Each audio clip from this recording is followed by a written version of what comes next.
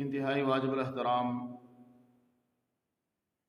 برادران اہل سنت والجماعت، محترم دوستوں، بزرگوں، بھائیوں، عزیز ماؤں بہنوں اور بیٹیوں،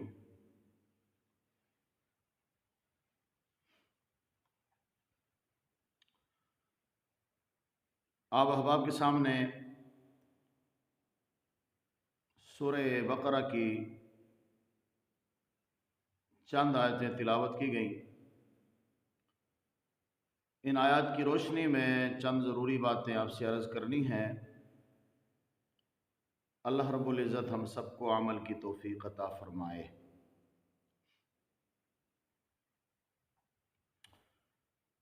چنانچہ یہ سورہ مبارکہ شروع ہوتی ہے الف لام میم سے۔ یہ تین حرفوں کا مجموعہ الف لام میم، اور اس کے علاوہ بھی کئی صورتوں کے شروع میں اس طرح کے حروف لائے گئے ہیں، جیسا کہ حا میم ہے، الف لام میم صاد ہے، طا سین میم ہے۔ تو ان حروف کو حروف مقطعہ کہا جاتا ہے۔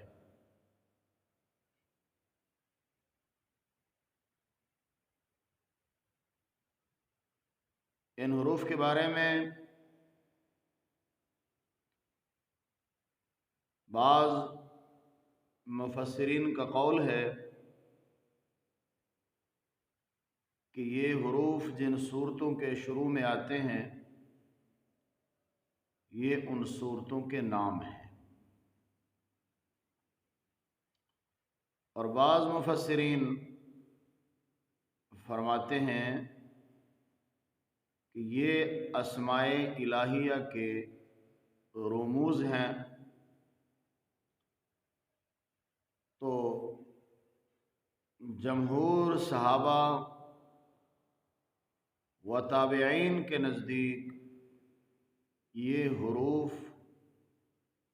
رموز اور اسرار ہیں، اور ان کا علم سوائے اللہ تعالی کے کسی کو نہیں، اور ہو سکتا ہے کہ رسول اللہ صلی اللہ علیہ وسلم کو ان حروف کا علم بطور ایک راز کے دیا گیا ہو۔ تو جس صورت کے شروع میں یہ حروف مقطعات آتے ہیں، وہاں مفسرین فرماتے ہیں کہ واللہ اعلم بمرادہ، کہ ان حروف کے مراد کو، ان کے معانی مفاہیم کو اللہ ہی بہتر جانتا ہے۔ آگے فرمایا کہ ذالک الکتاب لا ریب فیہ، کہ یہ کتاب قرآن کریم جو 30 پاروں پر مشتمل ایک کتاب میرے آپ کے سامنے موجود ہے، یہ ایک ایسی کتاب ہے کہ اس کتاب کے اندر کسی قسم کی کوئی شک شبہ نہیں۔ ھدی للمتقین،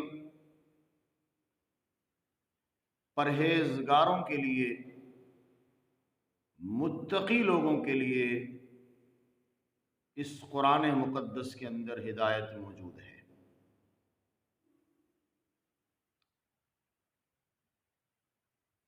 تو اس کا ہرگز یہ مطلب نہیں ہے کہ قرآن صرف پرہیزگاروں کے لیے ہدایت ہے، باقی لوگوں کے لیے ہدایت نہیں ہے، بلکہ قرآن کریم کے ہدایت ہونے کے 3 درجے ہیں۔ ایک درجہ جو ہے وہ تمام نوع انسان بلکہ تمام حیوانات وغیرہ کے لیے بھی عام اور شامل ہے، اور دوسرا درجہ مومنین کے لیے خاص ہے، اور تیسرا درجہ مقربین کے لیے مخصوص ہے۔ اور مقربین وہ جو خاص مقربین ہیں ان کے لیے مخصوص ہے۔ تو یہ متقی لوگ، یہ پرہیزگار لوگ، ان کی آگے کچھ علامتیں بیان ہوئی ہیں۔ ان علامات کو دیکھتے ہوئے ان متقیوں کو پہچانا جا سکتا ہے اور ان کے صفوف میں شامل ہونا ان علامات کے ذریعے سے انسانیت کے لیے آسان ہے۔ تو ان کی کیا علامتیں ہیں؟ فرمایا الذین یؤمنون بالغیب،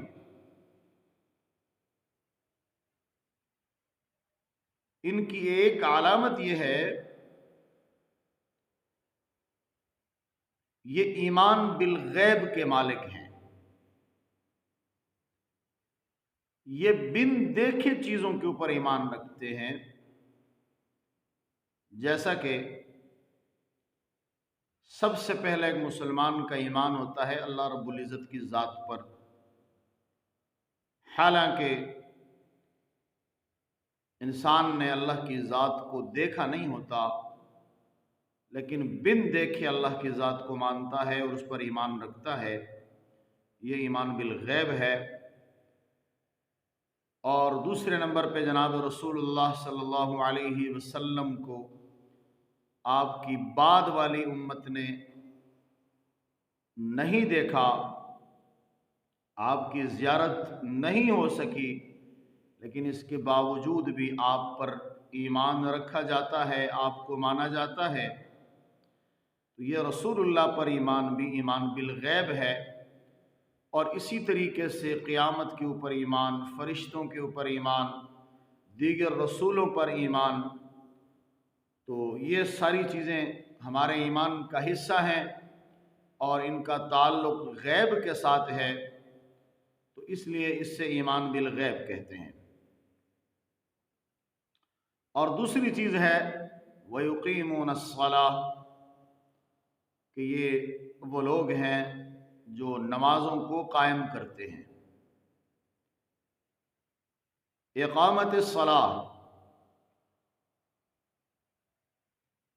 نماز کو قائم کرنے کا کیا مطلب ہے کہ نماز کو ہر جہد سے اور حیثیت سے درست کرنے کا نام اقامت ہے۔ نماز کو ہر جہد اور حیثیت سے درست کرنے کا نام اقامت ہے، جس میں نماز کے تمام فرائض، واجبات، مستحبات اور پھر ان میں دوام اور التزام، یہ سب اقامت کے مفہوم میں داخل ہیں۔ تو اس طریقے سے جو نماز پڑھنے والے ہیں تو وہ لوگ ہیں جو اصل میں نماز کو قائم کرنے والے ہیں، یہ ان کی علامت ہے۔ اور ان کی تیسری علامت یہاں اس آیت میں جو بیان ہوئی ہے وہ یہ کہ وَمِمَّا رَزَقْنَاهُمْ يُنْفِقُونَ، جو اللہ تعالیٰ نے ان کو رزق دیا ہے، اس اللہ کے دیے ہوئے رزق میں سے یہ اللہ کے راستے میں خرچ کرتے ہیں۔ اب یہ خرچ کرنا، یہ خواہ فرضی ہو، خواہ یہ نفلی ہو، خواہ یہ صدقہ خیرات کی صورت میں ہو، تو کسی صورت میں بھی ہو تو یہ اس ینفقون کے اندر داخل ہے۔ تو اللہ تعالی ہم سب کو اس کا دیا ہوا مال اس کے راستے میں خرچ کرنے کی توفیق عطا فرمائے، اور نمازوں کو باجماعت پڑھنے کی توفیق عطا فرمائے، اور ایمان کے اندر وسعت اور کامل درجہ ہمارے ایمان کو نصیب فرمائے۔ اگلی آیت میں اللہ رب العزت فرماتے ہیں والذین یؤمنون بما انزل الیک وما انزل من قبلک، اور جو کتاب محمد صلی اللہ علیہ وسلم تم پر نازل ہوئی اور جو کتابیں تم سے پہلے پیغمبروں پر نازل ہوئیں، سب پر ایمان لاتے اور آخرت وبالآخرت ہم یوقنون، اور آخرت کا یقین رکھتے ہیں۔ یہاں دو باتیں ہوئی۔ ایک بات یہ کہ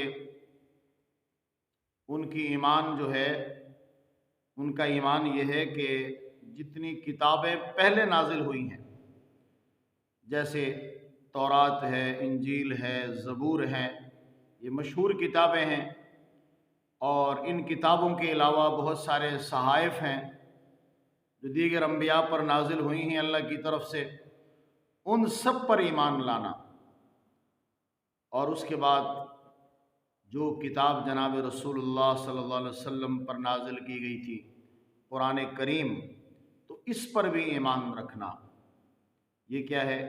یہ ان مومنین کے صفات میں سے ہے۔ اور اگلی بات وبالآخرت ہم یوقنون، اور آخرت پر یقین رکھتے ہیں۔ آخرت پر یقین رکھنے کا مطلب کیا ہے؟ کہ آخرت پر یقین رکھتے ہوئے آخرت کو دنیا پر ترجیح دیتے ہیں، دنیاوی امور کو پس سے پشت ڈالتے ہوئے اخروی امور کی طرف متوجہ ہوتے ہیں، تو یہ آخرت پر یقین رکھنے کا مطلب ہے۔ فرمایا اولئک علی ھدی من ربہم واولئک ھم المفلحون، یہی لوگ اپنے پروردگار کی طرف سے ہدایت پر ہیں اور یہی نجات پانے والے ہیں۔ وہ جو بات پہلے فرمائی تھی کہ ھدی للمتقین، پرہیزگاروں کے لیے اس کے اندر ہدایت موجود ہے، یہاں اسی بات کو دہرایا گیا۔ یہ اوصاف بیان کرنے کے بعد، یہ صفتیں بیان کرنے کے بعد، ان میں پہلی صفت کیا تھی؟ ایمان بالغیب کی۔ اس کے بعد دوسری صفت تھی اقامت صلاح، نماز کے پابندی کی۔ تیسری صفت یہ تھی کہ اللہ کے راستے میں مال خرچ کرنے کی، اور ایک صفت یہ کہ ایمان پچھلی کتابوں پر اور اس کتاب یعنی قرآن کریم پر اور آخرت پر یقین۔ تو یہ جب صفات جس کے اندر آ جائیں تو وہ کون ہیں؟ فرمایا اولئک علی ھدی من ربہم، یہی وہ لوگ ہیں اپنے پروردگار کی طرف سے ہدایت پر، واولئک ھم المفلحون، اور یہی نجات پانے والے ہیں۔ تو معزز دوستوں اور بھائیوں، اللہ سے دعا ہے کہ اللہ رب العزت ہم سب کو ان آیات پر عمل کرنے کی توفیق عطا فرمائے۔ وآخر دعوانا ان الحمد للہ رب العالمین۔